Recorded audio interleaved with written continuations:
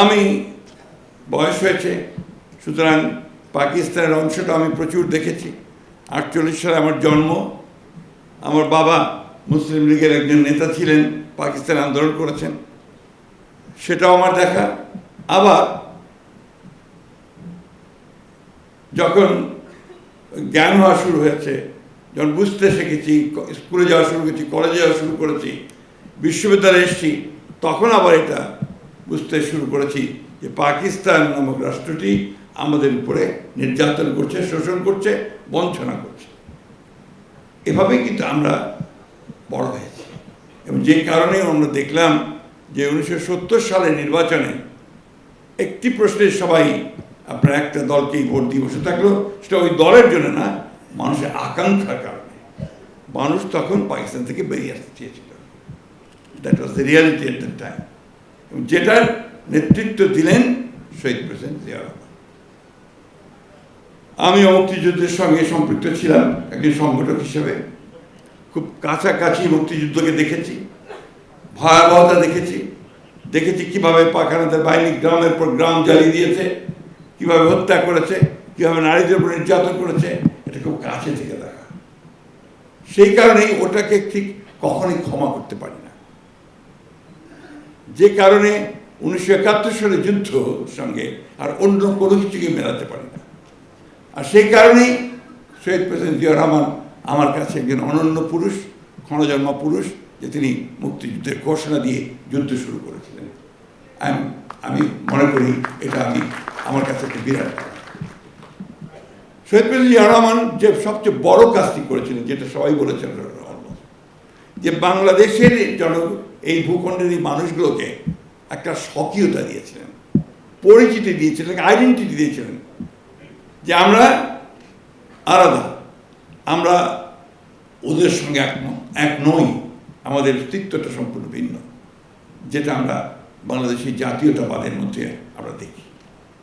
এবং এটার প্রতি কিন্তু সমগ্র দেশের মানুষ দেখুন, এইবারও নির্বাচনে আমাদের বুদ্ধিজীবীরা পত্রপত্রিকা মিডিয়াতে একটা হাইপ উঠে দিয়েছিল, যেখানে জামাতে ইসলাম ক্ষমতায় চলে যাচ্ছে, তারা সবচেয়ে বেশি ভোট পেয়ে তারা নির্বাচনে জয়লাভ করবে।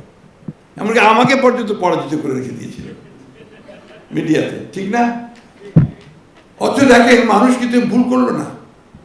মানুষ কিন্তু ঠিকই তাদেরকে বাদ দিয়ে দিল, দিয়ে বিএনপিকে বেছে নিল। কেন? কারণ বিএনপি প্রতিনিধিত্ব করে একটা উদার গণতান্ত্রিক রাজনীতি। আমি সবসময় যে কথাটা বলি, জোর দিয়ে বলি, যে BNP is a party of liberal democracy. আমরা উদার গণতন্ত্রে বিশ্বাস করি। সেই উদার গণতন্ত্রকে আমরা প্রতিষ্ঠিত করতে চাই। আমরা এখানে অন্য কোনো বিভাজন সৃষ্টি করতে চাই না। বাংলাদেশ যে কারণে সৃষ্টি হয়েছে, সে কারণেই আমরা আরও জোর দিয়ে আমরা সেই দেশকে প্রতিষ্ঠিত করতে চাই। সে কারণেই আমার নেতা, আমাদের প্রধানমন্ত্রী তারেক রহমান সাহেব যে স্লোগানটা দিয়েছেন, সবার আগে বাংলাদেশ, এটার মধ্যে আপনার কোনো ঝামেলা নেই। ওই যেমন শহীদ প্রেসিডেন্ট জিয়া রহমান গানটাকে বেছে নিয়েছিলেন যে প্রথম বাংলাদেশ আমার শেষ বাংলাদেশ, ঠিক এটা একই সেইভাবেই সবার আগে বাংলাদেশ।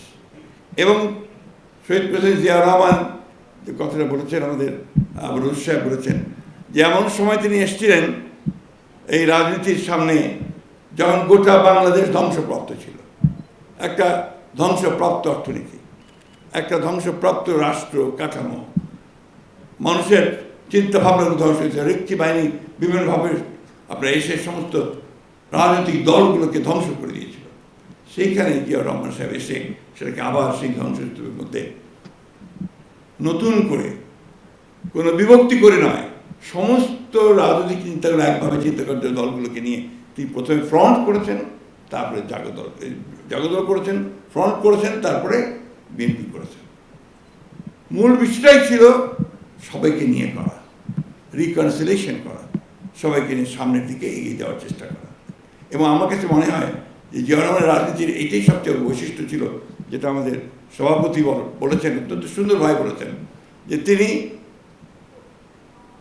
বাংলাদেশকে কারো শত্রু বানাতে চাননি। তিনি সবার সঙ্গে মিত্রতা সৃষ্টি করার চেষ্টা করেছেন এবং বেশিরভাগ ক্ষেত্রে সফল হয়েছেন।